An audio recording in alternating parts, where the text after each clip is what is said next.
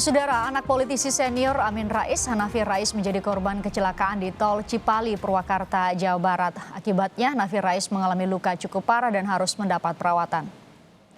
Kecelakaan terjadi pada Minggu dini hari, tepatnya di kilometer 112.900. Hanafi Rais yang berkendara dari arah Purwakarta menuju Jakarta menjadi salah satu korban dalam kecelakaan ini. Kecelakaan beruntun ini pun disebut melibatkan 3 kendaraan yang salah satunya ditumpangi oleh Hanafi Rais. Mengalami luka serius, Ahmad Hanafi Rais dirujuk ke Rumah Sakit Siloam Purwakarta. Dari keterangan dokter anak dari politisi senior Amin Rais ini mengalami luka di bagian kepala dan di bagian perut. Menjadi korban adalah Tuan Ahmad Hanafi. Beliau ini terdapat luka robek di bagian dahi, jadi luka di kepala dan ada luka memar di perut bagian kiri bawah. Keluhannya sih nyeri di perut sama sakit kepala gitu.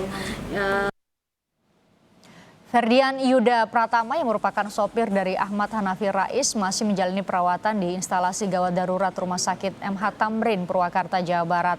Menurut pengakuannya, kecelakaan terjadi sekitar pukul 2:30 dini hari. Diduga mereka menjadi korban tabrak lari. Rupanya kita nggak sempat menghindar. Jadi kita nabrak terus juga ditabrak juga dari belakang.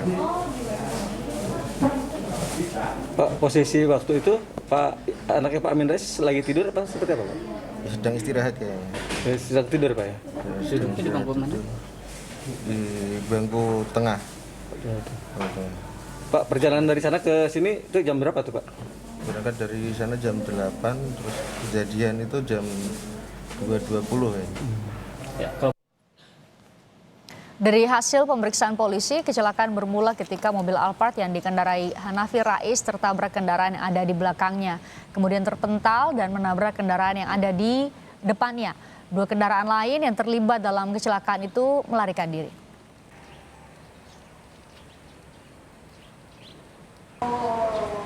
(16-12) Medan Willis Victor yang dikendarai oleh saudara Ferdian tertabrak oleh kendaraan yang arah belakang.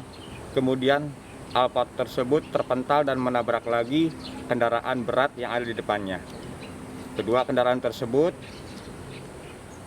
melarikan diri, tidak diketahui identitasnya. Dan lebih jelasnya kita tanyakan langsung kepada Sekretaris Jenderal Partai Amanat Nasional Edi Suparno yang terhubung secara virtual. Selamat sore Pak Edi. Selamat sore Mbak Christian. Pak Edi, kami mau konfirmasi dulu. Jadi walaupun beberapa waktu lalu dikabarkan mengajukan permohonan pengunduran diri dari kepengurusan Partai Amanat Nasional, Hanafi Rais masih jadi pengurus ya, Pak Edi? Sampai dengan saat ini, Mas Han, begitu panggilan akrabnya, Mas Han masih menjabat sebagai pengurus DPP PAN dan juga sebagai anggota DPR RI, dia duduk di Komisi 1. Masih dari, oke, kami konfirmasi itu, jadi masih punya kapasitas untuk kami tanyai soal Mas Hanafi. Jadi sudah dapat informasi sebenarnya bagaimana kronologi kecelakaan yang dialami oleh Mas Hanafi, Pak Edi? Sudah ada informasi resminya? Tampaknya hubungan audio kami terputus, kami coba menghubungi kembali. Kami saat ini, saudara, berusaha untuk mendapatkan informasi atau keterangan dari Sekjen Partai Amanat Nasional Edi Suparno terkait kecelakaan yang dialami oleh putra Amin Rais, Hanafi Rais di Tol Cipali.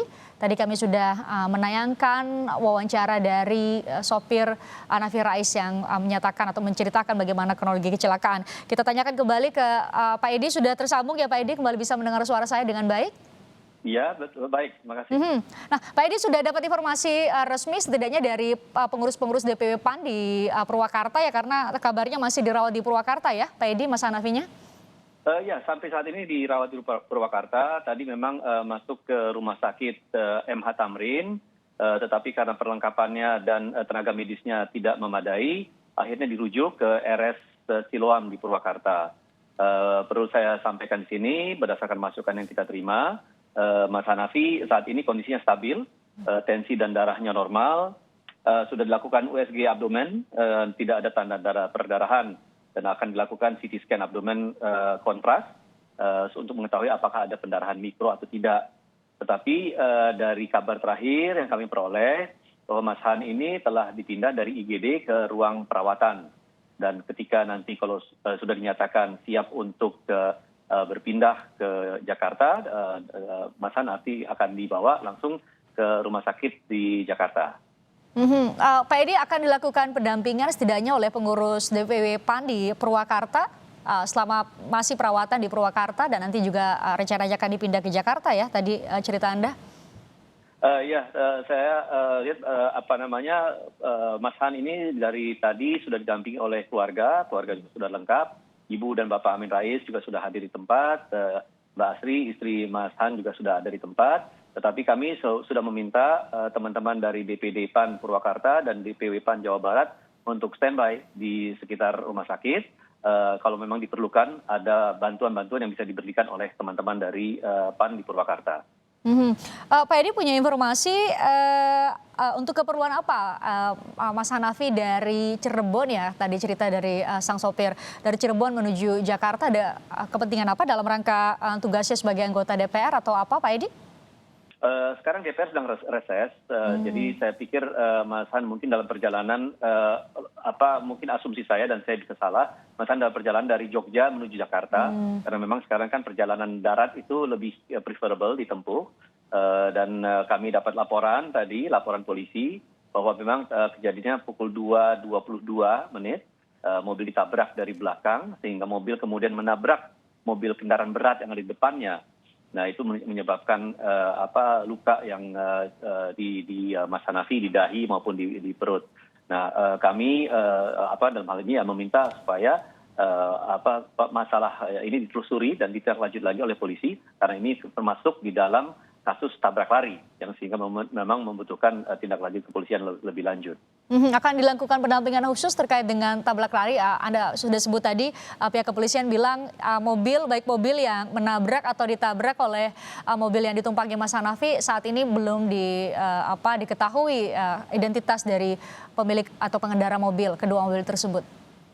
Ya, kami percaya penuh bahwa aparat kepolisian akan bertindak sangat profesional dan biasanya aparat kepolisian bertindak sangat cepat, sehingga kami menunggu tindak lanjut dari pemeriksaan ini oleh aparat kepolisian, dan kami berharap agar segera pihak-pihak yang bertanggung jawab ya bisa segera kalau memang ada bersalah langsung menyatakan bersalah, karena memang hal ini bisa saja adalah suatu kekeliruan, dan pukul 2.20 bisa saja ada supir mengantuk dan lain-lain ya.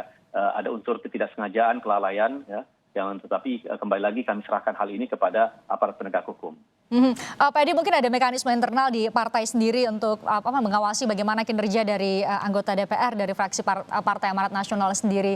Kecelakaan ini kita harapkan bisa segera sembuh sebenarnya Mas Hanafinya, tapi apakah tugas-tugas dari sebagai anggota DPR, Mas Hanafi sebagai anggota DPR bisa tetap berjalan dengan baik pun dalam kondisi beliau atau bencana yang dialaminya, kecelakaan yang dialaminya saat ini, Pak Edi?